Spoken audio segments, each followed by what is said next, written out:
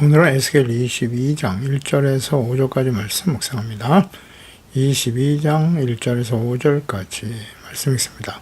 또 여호와의 말씀이 내게 임하여 이르시되 인자야 내가 심판하려느냐 이 피 흘린 성읍을 심판하려느냐 그리하려거든 저기의 모든 가증한 일을 그들이 알게 하라. 너는 말하라. 주 여호와께서 이같이 말씀하셨느니라.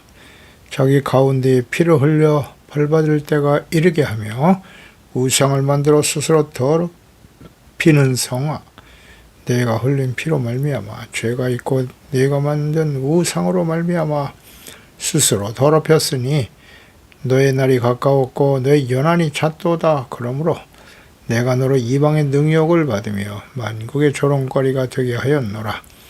너 이름이 더럽고 어지럼이 많은 자여 가까운 자나 먼 자나 다 너를 조롱하리라. 아멘. 우상을 만들어 스스로 더럽히는 죄 백성들. 선지자들을 보내준 하나님의 뜻은 분명합니다. 먼저 죄를 깨우쳐주고 책망하시고 회개하고 돌이키면 용서해 주실 것이다. 하나님의 거룩한 백성으로 하나님의 나라의 회복의 목적이 있습니다. 그러나 회개하고 돌이키지 않으면 하나님은 공의로 심판하실 수밖에 없습니다. 역시 심판의 목적은 회복에 있습니다. 하나님의 나라의 회복, 정체성 회복이죠. 그들의 죄를 정확하게 지적해주고 깨우쳐 주십니다. 본장에도 예루살렘의 죄악을 구체적으로 말씀하시고 결과가 어떠할 것인지를 미리 말씀하시고 죄 백성들이 깨닫고 돌이키기를 간절히 원하시는 하나님의 사랑, 하나님의 뜻이 잘 나타나 있습니다. 인자야 내가 심판하려느냐 이 피 흘린 성읍을 심판하려느냐. 심판하다는 히브리어 샤바트입니다. 재판하다, 다스리다, 통치하다는 뜻이에요. 에스겔 선지자가 하나님의 부르심을 받은 목적, 사명은 하나님의 권위로 하나님의 말씀을 전하고 가르치며 죄악에 대해서 책망하고 정죄하고 공의로 재판하는 것입니다. 선지자를 부르시고 말씀을 듣게 하시고 전파하며 가르치게 하시면 또 하나님의 말씀을 듣고 그것을 깨달아 알 수 있도록 그러니까 당대의 하나님의 백성들뿐만 아니라 후대의 모든 주의 자녀 백성들을 위해서 말씀을 기록하게 하셨습니다. 이 모든 말씀을 자세히 기록하되 결과까지도 기록하여 성경으로 남겨주셨습니다. 교훈과 책망.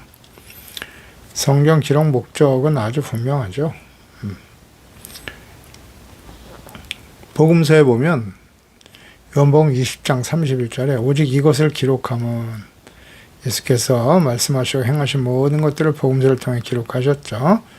너희로 예수께서 하나님의 아들 그리스도이심을 믿게 하려 하며 또 너희로 믿고 그 이름을 힘입어 생명을 얻게 하려 함이니라.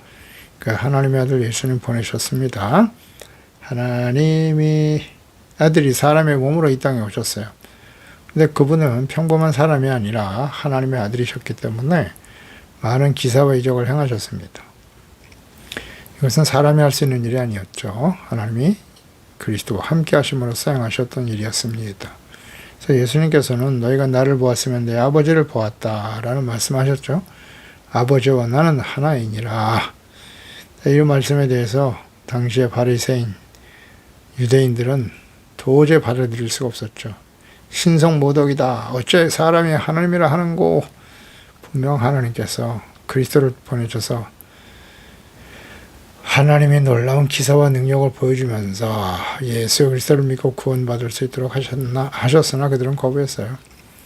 성경을 기록하신 목적이 예수께서 그리스도다. 또 성경 전체가 예수 그리스도에 대해서 증거하고 있는 것이고요. 그리고 이제 디모데후서 3장 16절 이하입니다. 모든 성경은 하나님의 감동으로 된 것이다. 교훈, 책망, 바르게 함과 의로 교육하기에 유익하고 하나님의 사람으로 온전하게 하며 모든 선한 일을 행할 능력을 갖추게 하려 하심이니라. 성경의 기록 목적이에요. 예수 그리스도를 믿고 주님의 말씀 앞에 책망과 교훈을 얻고 바르게 하고 의로 교육되어 하나님의 사람으로 온전케 하도록 하기 위해서 성경을 기록하신 것이고 성경을 묵상하고 배우고 듣는 목적도 여기에 있어야 되고 가르치는 자 역시 마찬가지입니다. 성경에 나타난 하나님의 뜻을 바르게 가르쳐야죠. 경건의 훈련의 목적, 경건의 능력, 거의와 거룩함, 성령의 열매를 맺게 하는 일에 힘써야 되죠. 오늘날 부름받은 목사들도 동일한 사명이 있어요. 목사에게 주어진 소명에 충실해야 합니다.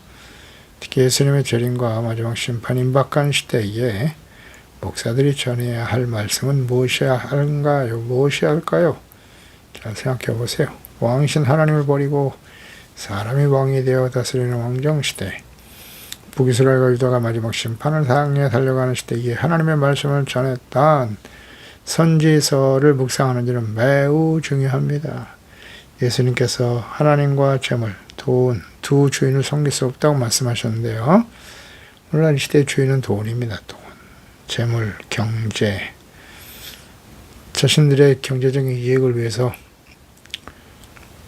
전쟁을 불사하고, 그렇게 사람들은 자신들의 나라와 이익, 권력을 지키기 위해서 결국 다 이익이죠.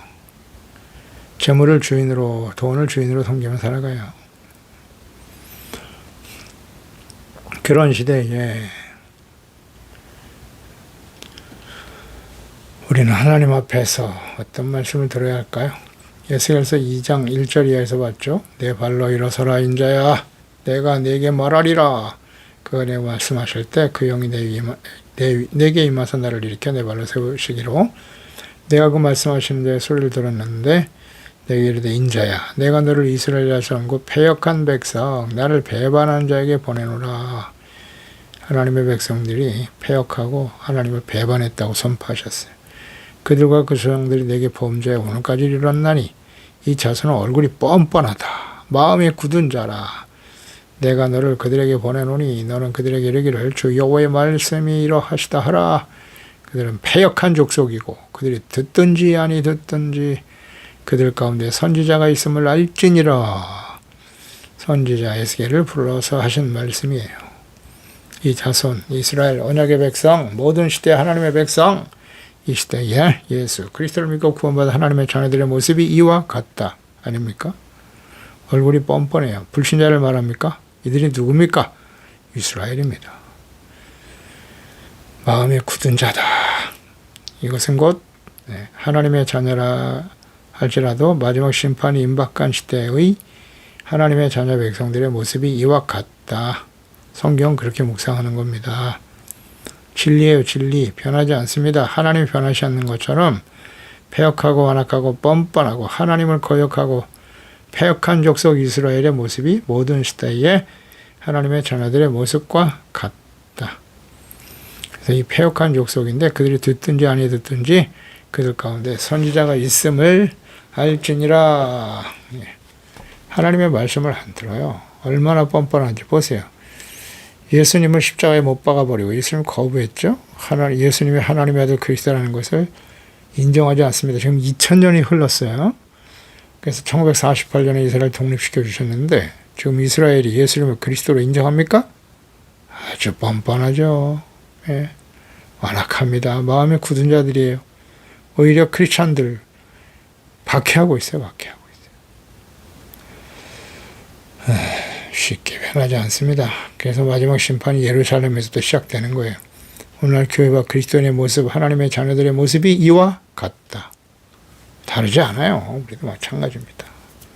점점 마지막을 향해 달려가는 이 시대에 하나님의 자녀들의 모습, 이스라엘 백성들처럼 마음이 아주 완고해요. 뻔뻔합니다. 악을 행하면서도 부끄러운 줄도 몰라요. 참. 너무 안타깝죠. 그리스도인이라고 하고 십자가를 목에 걸고 나와서 온갖 더러운 짓을 다 합니다. 뻔뻔한 목사들 보세요. 악을 행하면서도 얼마나 뻔뻔하고 자신만만한지. 또 그를 추종하는 어리석은 유효상종하는 죄 자녀들, 교인들, 진짜 믿음을 가진 사람들인지 거듭난 사람인지 알 수 없지만 말이죠.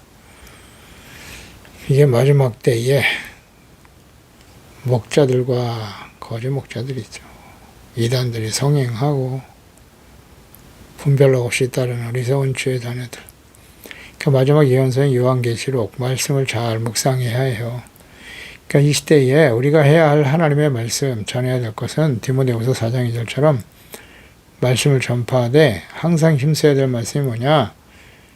경책, 죄를 드러내라는 거예요. 경계, 엄하게 책망하고 꾸짖으라는 겁니다. 권하라, 회개하고 돌아오도록 격려하고 위로하고. 이것이 목사가 해야 할 일이라고 말씀하시잖아요. 경책하고 경계해야 돼요. 죄를 폭로하고 드러내는 겁니다. 숨기는 게 아니라 무조건 덮어주는. 물론 사랑은 허물을 덮어주는 것이 사랑이라고 하지만 그 의미를 잘 이해해야 합니다. 회개하고 돌이킬 때 덮어주고 용서해 주는 거예요. 그런데 범죄하고 악한 길을 가고 죄인의 길에 서 있는데 축복받으라, 잘 될 것이다, 천국 갈 것이다. 가짜죠. 그런 말 하면 안 되는 거잖아요. 회개하고 돌아오라고 말해야지. 요한계시록의 말씀을 잘 묵상하고 증거하고 전해야 돼요. 그러니까 이 시대를 우린 잘 분별해야 됩니다. 그래서 저는 최근에 계속 지금 예언서, 선지서를 말씀 묵상하고 있는데요. 이거 전하지 않을 수가 없어요. 시대가 마지막 때를 향해 달려가고 있는데 무슨 말씀을 전해야 되겠습니까? 성도들을 깨워야 될 거 아니에요. 근신하고 정신 차리시오. 예레미야처럼 에스겔처럼 외쳐야 합니다. 그래서 이 선지서가 다 끝나면 이제 요한계시록 말씀을 묵상하고 전할 것입니다. 인류의 마지막 심판 요한계시록의 말씀은 구약의 선지자의 말씀과 연결되어 있습니다. 선지서에 나타난 하나님의 공의, 사랑, 패역하고 완악하고 무지한 하나님의 백성과 자녀들, 교회, 부패와 타락한 목사와 재직들, 교인들, 책망과 교훈을 받지 않고 심판을 향해 달려가고 있는 주의 자녀들 들어야 될 말씀이에요. 성경, 즉 과거의 역사의 주인이시고 예언하신 말씀이 어떻게 역사적으로 성취되었는지를 잘 묵상하고 교훈을 얻어야 합니다. 이 피 흘린 성읍을 심판하려느냐? 그러려면 자기의 모든 가증한 일을 그들이 알게 하라고 선지자해야 할 일이에요. 가증한 일들을 알게 하라고. 피 흘린 성읍이다. 가증한 일을 알게 하라고 하셨는데 거룩해야 될 예루살렘 성이 하나님의 백성들이 하나님의 임재하심 앞에서 살아가야 될 예루살렘 거룩한 주의 백성들이 무지한 피를 흘리고 있었다는 거죠. 살인을 일삼고 있었습니다. 하나님의 말씀을 전하는 선지자나 의인들을 죽였어요. 자신들이 듣기 싫어하는 말씀을 전하면 죽입니다. 인간의 권력을 가지고 말이죠. 하나님이 세우신 사명인 줄 모르고 교만방자한 왕, 방백들, 권력자들, 하나님이 없어요. 그들의 마음속에는. 에스겔 7장 23절에 너는 쇠사슬을 만들어라. 이는 피 흘리는 자가 그 땅에 가득하고 포악이 그 성읍에 찼다고 말씀하시잖아요. 피 흘리는 살인의 죄가 그 땅에 가득했대. 그 땅이 어디예요? 예루살렘, 하나님의 도성에서 이런 일이 벌어졌다는 것입니다. 살인을 일삼고 있으면서도 죄책감도 없어요. 패역한 왕, 방백, 제사장 다 입 닫고 있어요. 자신의 이익을 위해서. 패역한 하나님의 백성, 무지몽매하죠. 반드시 피해 대가를 받게 될 것임을 전하게 하십니다. 모든 가증한 일, 하나님께서 가증하다고 여기시는 일, 대부분 이제 우상숭배와 관련된 죄악들이고요. 하나님의 율법, 계명의 말씀을 불순종하는 모든 죄가 가증한 겁니다. 신명기 32장 12절 이하죠. 여호와께서 홀로 그를 인도하셨고 그와 함께 다른 신이 없었도다. 여호와께서 그가 그 땅의 높은 곳을 타고 다니게 하시는 밭에 소산을 먹게 하셨고 반석에서 꿀, 굳은 반석에서 기름을 빨게 하셨다. 소의 엉긴 젖과 양의 젖과 어린 양의 기름 바산을 싸는 순양과 염소 지극히 아름다운 밀을 먹이시고 포도즙에 붉은 술을 마시게 하셨도다.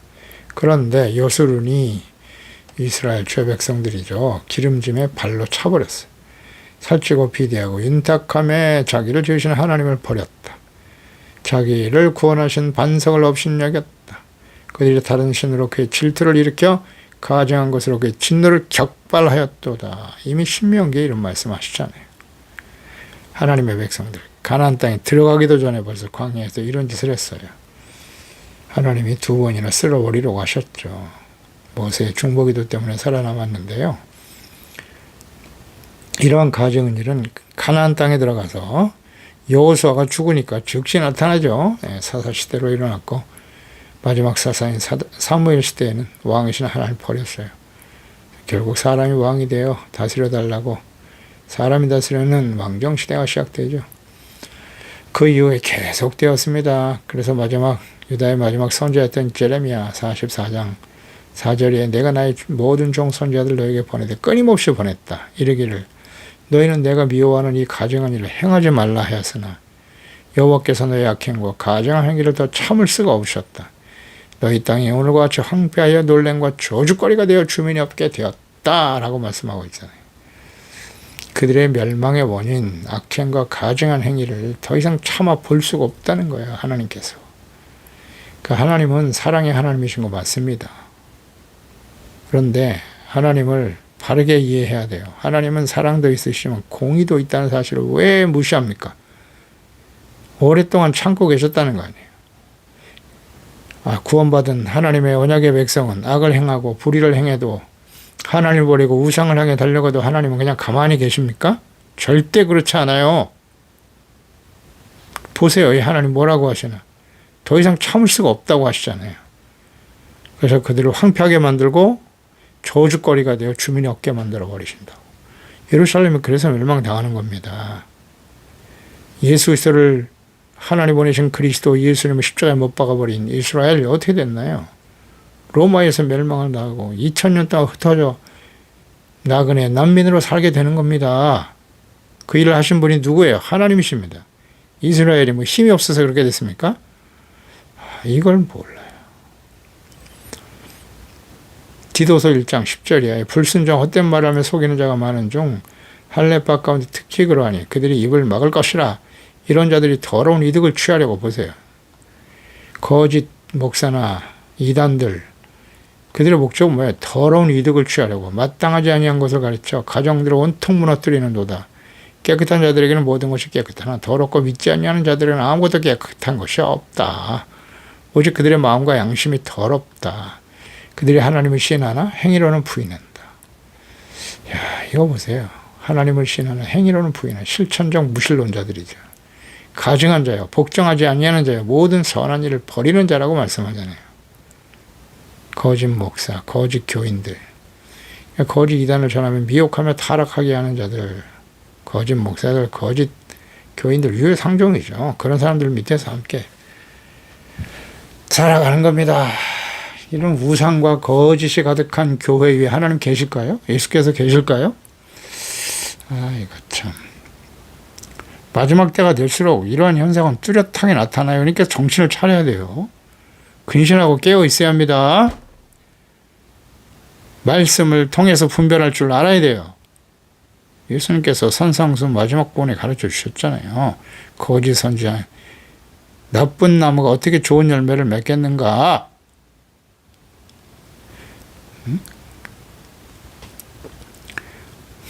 잘 분별하라. 열매를 보고 분별하라고 말씀하지 않습니까? 가시나무가 어떻게 포도 무화과를 맺겠어요? 열매를 보아 그 나무를 알지니라. 거짓 선지자들 조심하라고 계속 강조하시잖아요. 어떤 열매를 맺고 있는지를 잘 보아야죠. 하나님께서 가증히 여기시는 우상을 만들어 스스로 더럽혔어요. 자기 가운데 피를 흘려 벌받을 때가 이르게 하여 하나님의 심판을 자초했다는 거예요. 우상을 만들어 스스로 더럽히는 성아 그랬죠. 하나님과 말씀을 버리고 우상을 섬기며 스스로 심판을 자초하는 주의 백성들. 그렇게 악을 행하면서도 하나님은 절대 우리를 심판하시면 안 된다는 거예요. 죄악된 길에 서고 온갖 우상을 마음속에 가득히 품고 살아가면서 악과 불의를 행하면서 주여 주여 하면 하나님 무조건 우리를 축복해 주셔야 한다고요? 이런 거짓이 있나. 그래서 심판을 자초하게 되는 거예요. 말씀을 보내 책망하시고 용서받을 기회를 주시고 기다리시면서 스스로 깨닫고 돌아오기를 하나님 원하세요. 깨달아야 돼요. 말씀을 듣고 깨달아야 되는데 잘못을 책망해 줘야 될 거 아니에요. 그러니까 잘못을 바로잡지 않고 있잖아요. 잘못된 길을 가고 있는데 악을 행하고 불의를 행하며 살아가고 있는데 심판을 향해 달려가고 있는데 그 길이 축복의 길이고 형통의 길이고 복된 길이라고 말하고 있잖아요. 회개라는 말을 안 하잖아요. 다 거짓이죠. 하나님께로 스스로 돌아오도록 하기 위해서 주님께서 이 책망과 회개라는 말씀, 선제를 보내서 끊임없이 하고 계시는 거예요. 그러면 그 시대의 백성들에게만 필요한 말씀일까요? 그럼 성경이 아니죠. 오늘도 우리가 들어야 될 말씀이란 말이에요. 하나님의 뜻은 모든 시대에 오늘날도 변함없는 하나님의 속성이고 뜻입니다. 돌아오라. 그렇지 않으면 공의로 심판하신다. 왜 이 말을 안 해요? 왜? 하나님의 말씀 왜 안 전합니까? 구약시대에, 그럼 구약시대에는 하나님, 그럼 지금 하나님 다르십니까?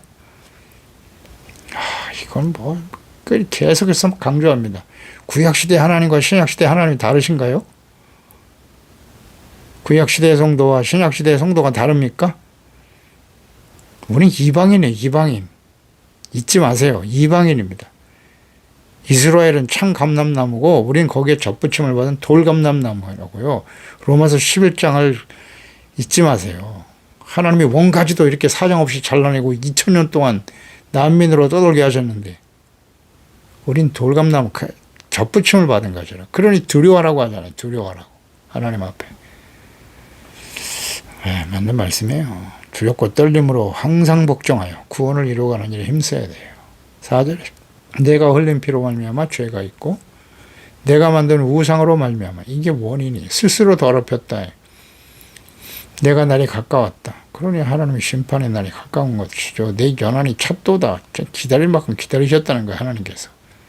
그러므로 내가 너로 하나님이 이스라엘 백성들을 이방의 능력을 받으며 만국의 조롱거리가 되게 하였노라. 하나님이 하신 일입니다. 피 흘리는 죄, 우상 숭배 이런 죄악들이 원인이 되어 하나님의 날이 가까웠다. 심판의 날이 다가왔다는 거예요. 연한이 찼다. 오래 참으셨죠. 하나님께서 오래 참으시지만 회개하지 않으면 심판을 계획하시고 공의를 실현하시는 분이십니다. 심판하시는 연한 날짜와 시간은 정하지 않으셨지만 심판을 당할 수밖에 없는 상황, 이스라엘 백성들의 가증한 죄악과 행위, 완악함, 교만, 우매함과 무지한 상태에서 범죄하는 죄 백성들, 하나님의 인내가 끝나가는 시기를 통해 가늠할 수 있어요. 예, 알 수 있죠. 마태복음 24장 36절 그러나 그날과 그때는 아무도 모른다. 하늘의 천사도 아들도 모르고 오직 아버지만 아신다고 하셨는데 그런즉 깨어 있어라. 너희는 그날과 그때를 알지 못하느니라. 깨어 있어야 된다고요. 그리고 마지막 때 징조를 말씀해 주셨잖아요. 천국 복음이 온 세상 모든 민족 온 세상에 전파되면 그때가 끝이 올 것이다. 복음이 전파되면 끝이 옵니다. 처치, 기근, 지진, 전쟁 계속되겠죠. 너로 이방의 능력을 받으며 만국의 조롱거리가 되게 하신다. 이것이 하나님의 심판의 방법이에요. 말씀대로 바벨론의 공격 위에서 성이 포위되었죠. 토성을 쌓고 공격하여 모든 사람이 죽이는 나고 성전은 불타고 허물어졌습니다. 이것이 예수님 당시에 그대로 재현되잖아요. 많은 사람들이 포로로 끌려가 수탈을 당하고 능욕과 수치와 조롱을 당하게 될 것이다. 그대로 이루어졌어요. 그들이 믿는 하나님 어디 계신가 조롱하잖아요. 사람들이. 가증한 죄 백성들을 떠나신 하나님 모든 시대에 계속되었죠. 오늘날도 동일합니다. 부패한 교회와 하나님의 자녀들을 떠나시는 하나님 예수 그리스도, 교회가 그리스도의 몸이라고 하지만 예수님이 그 교회에 더 이상 계실 수가 없어요. 결국 연한이 되어 하나님의 인내가 끝나는 시간, 심판의 날이 곧 역사 속에 다가올 것입니다. 요한계시록의 말씀이 성취되겠죠. 어디서부터? 예루살렘과 교회로부터 시작되는 거예요.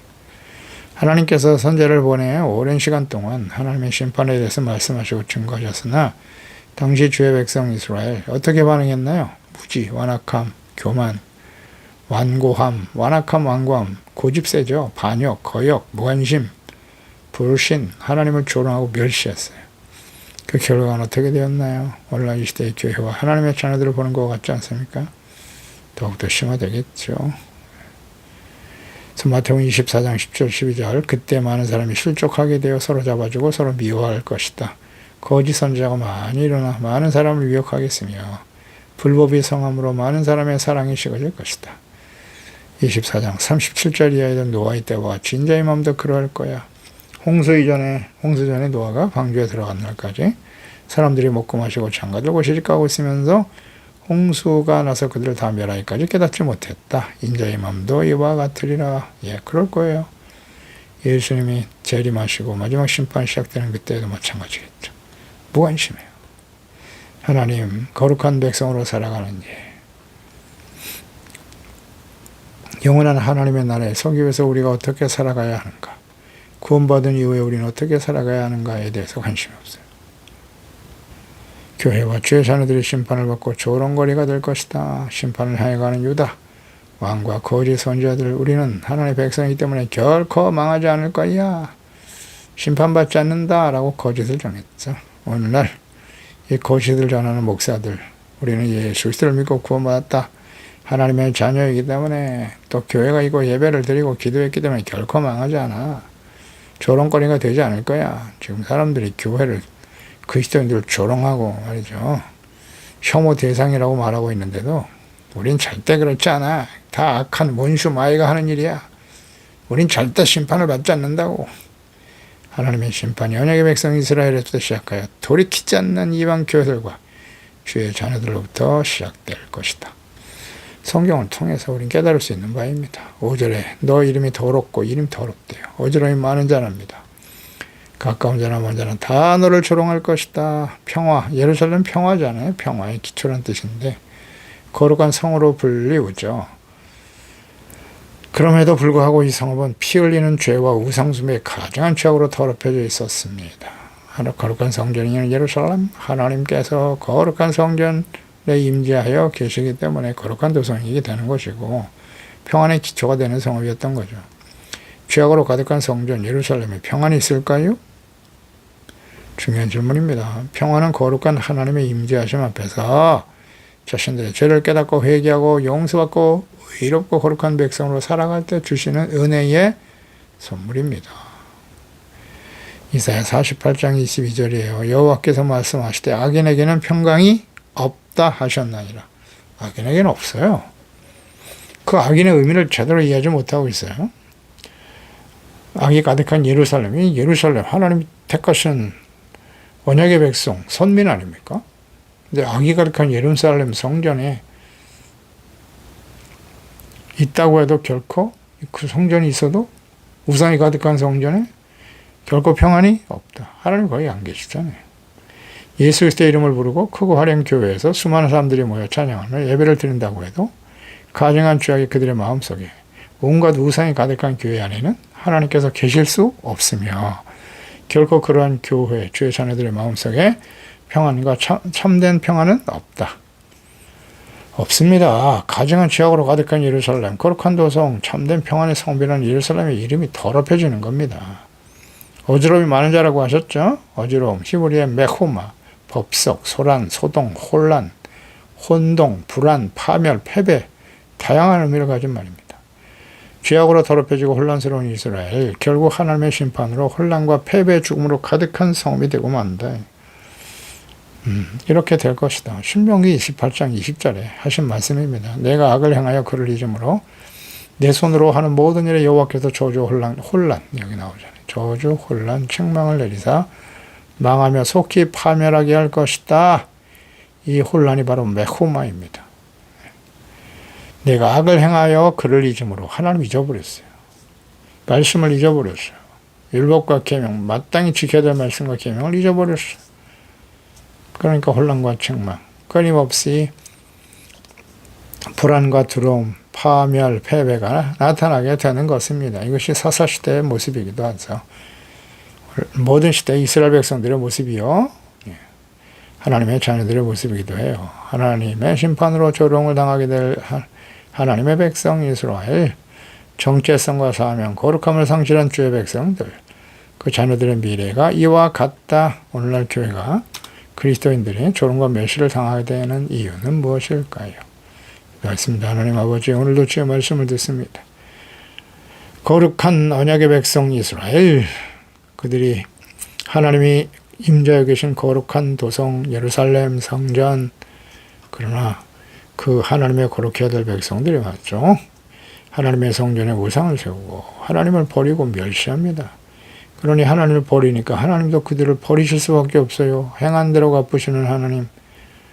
그래서 그들은 결국 이방인들에게 짓밟히고 주변 모든 나라들에게 조롱과 멸시를 당할 수밖에 없을 것이다. 그렇게 역사 속에 이루어지고 말았죠. 거짓 선지자들이 있었습니다. 패역한 지도자들. 하나님의 이름을 부르고 성전에 나가 제사를 드린다고 하지만 그들의 마음속에는 온갖 우상이 가득했습니다. 회개하라 책망하고 끊임없이 외쳤지만 돌이키지 않습니다. 그들의 완악함, 무지함, 교만함, 그 결말은 하나님의 공의로 나타날 수밖에 없다는 사실. 이것은 모든 시대에 나타난 하나님의 뜻입니다.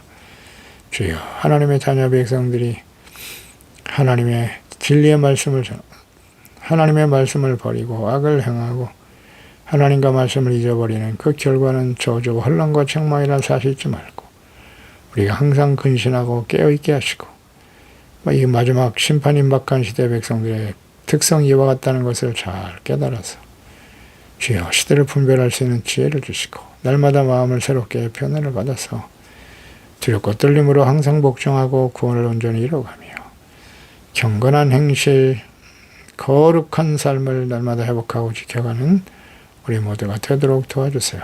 예수님의 이름으로 기도드리옵나이다. 아멘.